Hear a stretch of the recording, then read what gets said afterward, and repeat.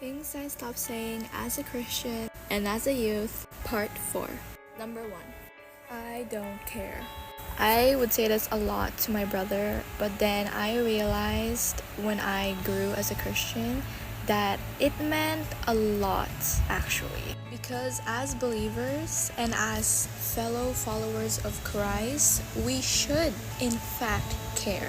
I know it's hard not to say this when people you don't like or just not in the mood to talk randomly go up to you and say the most out of the blue thing. But like I said, we need to show them some grace. Even when you don't really care, take some time to really pay them attention. Take some time to listen, observe, maybe even talk back. Or just say nicely that I'm not in the mood to talk right now, I'm sorry, maybe later. You know, that easy. Number 2. Shut up. Ew. I still say this in a joking way, but I've learned that not everything has to be a joke, even the mean ones. Yes, you're hearing me right. Saying shut up, even in a joking way, or not a joke at all, is still pretty disrespectful. Like Jesus wouldn't say shut up to you when you're yapping 24/7 to him, okay? I'd rather just say please stop talking or could you please be quiet right now, and that sounds just so much more kinder, more softer, and more Jesus. Number 3. It's not that deep. It's not that deep. It is in fact deep, and you know what? Very deep.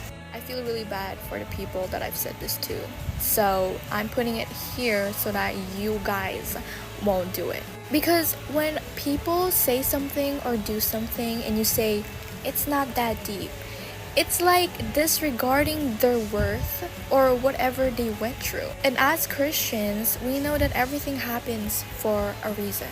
So saying to someone, it's not that deep, Rebecca, as an example, okay, it's basically saying that whatever Rebecca did wasn't worth your time, the effort, the money, the energy, basically anything. Number 4.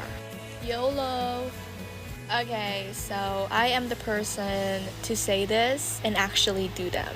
But then a quote that I've seen online changed me. Because it says that you only live once is wrong because you live every day. And the only once thing that you do is dying.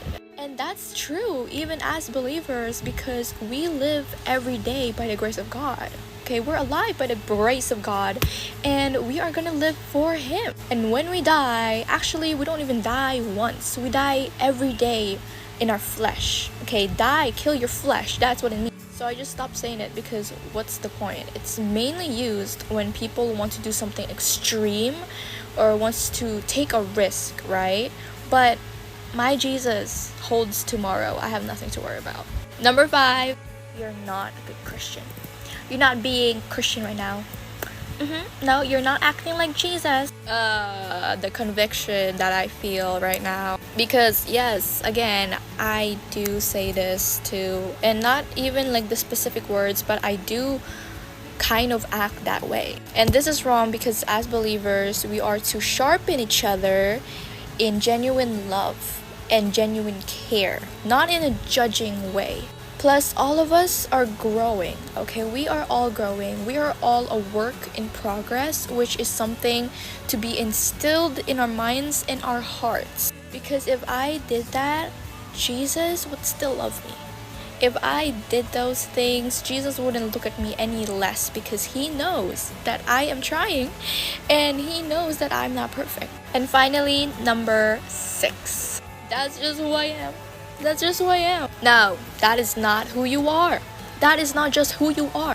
As a Christian, we are renewed from body to mind to soul to heart. Taking acknowledgement that this is just who I am is wrong because God, like I said before, is working on you. So who you are right now does not represent who you are in the future. And plus, it can still change. You can still change and there is still time. So do not claim that it is just who I am. No, do not claim that because Jesus saves and He renews. God can change you. That's all. God bless you guys.